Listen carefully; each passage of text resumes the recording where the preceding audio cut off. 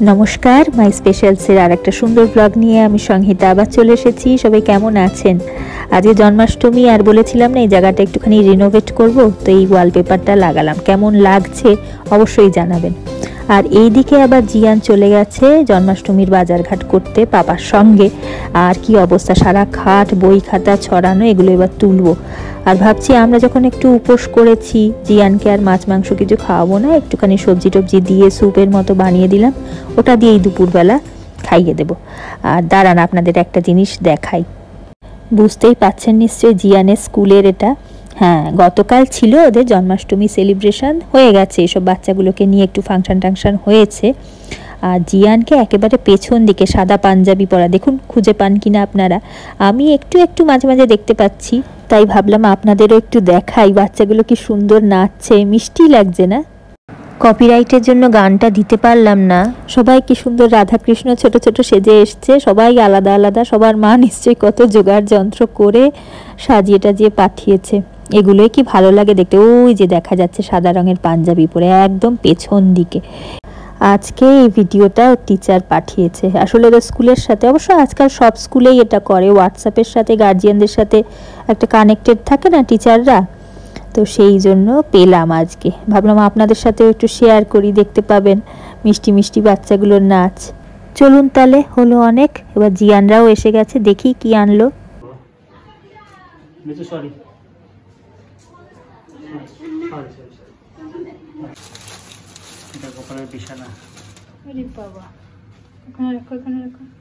ও মা, কি সুন্দর দেখতে গো। আরে বাবা, মশারি, আবার এখানে বালিশ রয়েছে। চেনটা খোলা একটু, একবার সেট করে তারপর তুমি জায়গা দিয়ে দেখিয়ে দিও। তুমি এটা দেখিয়ে এসে নাও। ও মা, কি ছোট ছোট প্যান্টু এনেছে আবার। আর এটা কি মালা, এদিকে একটা ছোট জামা, তো অনেকগুলো। এটা কি একবেলা বোধহয় গোলাপি জামা আর একবেলা বোধহয় অরেঞ্জ জামা।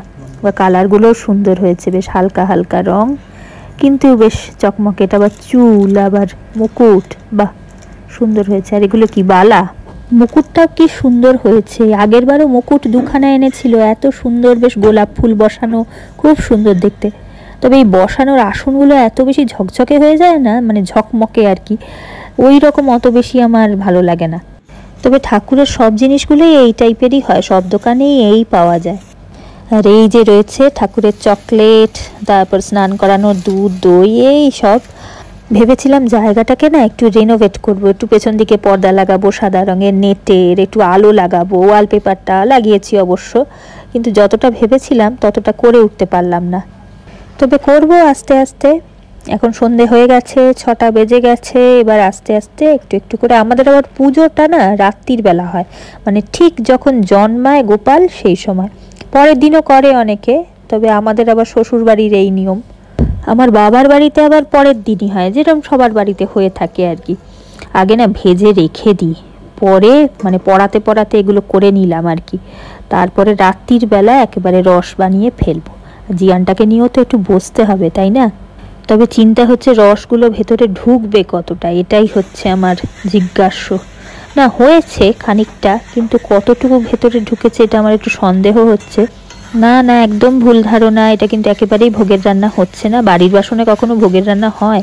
আর তাও আবার আলুর তরকারি, উপোস ভেঙে খাবো। হাতটা কিন্তু আমার নয়। এখন বাজে ঠিক রাত্রির 12টা, আর ইনি পুজোটা করছেন, আমি খালি একটু জোগাড় যন্ত্র করে দিলাম, ধূপটুপগুলো জ্বালিয়ে দিলাম। আগে পুজোতে কনসেন্ট্রেট করি, তারপরে আবার গল্প হবে। এই যে মধু ঢালা হচ্ছে এখন, তারপরে ঘি, তারপরে আরও কি কি আমি জানি না, দেখতে থাকি। ও সরি সরি, ঘি তো ঢালা হলো এক্ষুনি।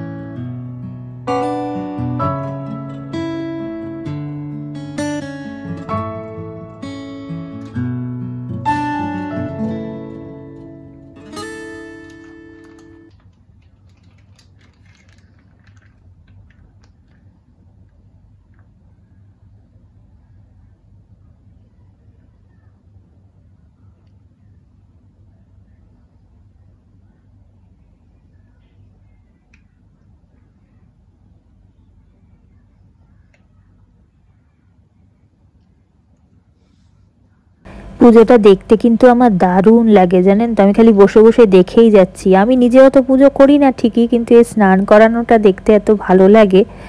আমার বাবার বাড়িতেও গোপাল আছে, এরকমই নাড়ু গোপাল আর কি। মাও ভোগ দিয়েই করতো এতদিন, মাও এখন আর পেরে ওঠে না, সেই জন্য আর করে উঠতে পারে না। আর এ বাড়িতেও ভোগ দিয়েই হতো পুজো, আমিও করেছি, আগের বছর পর্যন্ত করেছি, কিন্তু এবার আর শরীরে দিল না। দেখি পরের বার পারলে আবার করব।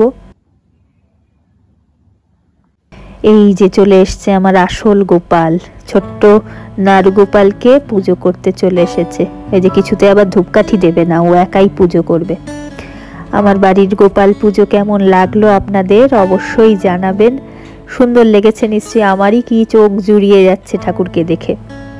এবার ভেবেছিলাম আমি নিজে হাতে বেরিয়ে একটা একটা জিনিস পছন্দ করে কিনে নিয়ে আসবো, সেও হলো না। আর একটা জিনিস আফসোস থেকে গেল, সেটা হচ্ছে আমার না কোনো পুজো থাকলে, সেটা লক্ষ্মী সরস্বতী পুজো বা যে কোনো পুজো যেটুকু আমি করি আর কি, একটু ভোগের রান্না করে দিতে ইচ্ছা করে, কিন্তু সব সময় তো হয় না, শরীরেও দেয় না বা যে কোনো কারণে। সেই কারণে ওটাই একটুখানি মনের মধ্যে খচখচ করে। কি সুন্দর লাগছে তাই না, বারবার বলছি, কিন্তু প্রদীপগুলো বড্ড বেশি জ্বলে গেছে। এ যে কি কাণ্ড করে না দেখুন, একটা পেছন দিকে আমাদের বড় দেখে লাইট লাগানো, সেটা ভালো করে জ্বলেও না, এই যে দেখতেই তো পাচ্ছেন। আমি বলছি বন্ধ করো, এ খালি বলে কি না ভালোই তো হয়েছে, তুমি লাইট লাগাবে ঠিক করেছিলে তো, বেশ লাইটিং এর মতো কাজই তো হচ্ছে। লাইটিংটাকে বন্ধ করো, যে পুজোর লাইটিং হচ্ছে। ওরে বাবা, জিনিস বক্স বাজিয়ে লাইটিং আলাদা করে আবার লাইট লাগিয়েছে।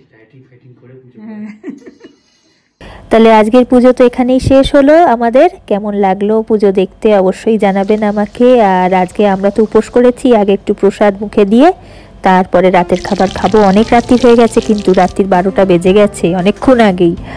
আর কেমন লাগলো সেটা তো জানাবেনই, অন্য কিছু লেখার থাকলে কমেন্ট বক্সে অবশ্যই জানাবেন। ভালো থাকবেন, সুস্থ থাকবেন, আনন্দে থাকবেন, নিজের খেয়াল অবশ্যই রাখবেন। খুব শিগগিরই আর একটা সুন্দর ব্লগ নিয়ে দেখা হচ্ছে আপনাদের সাথে।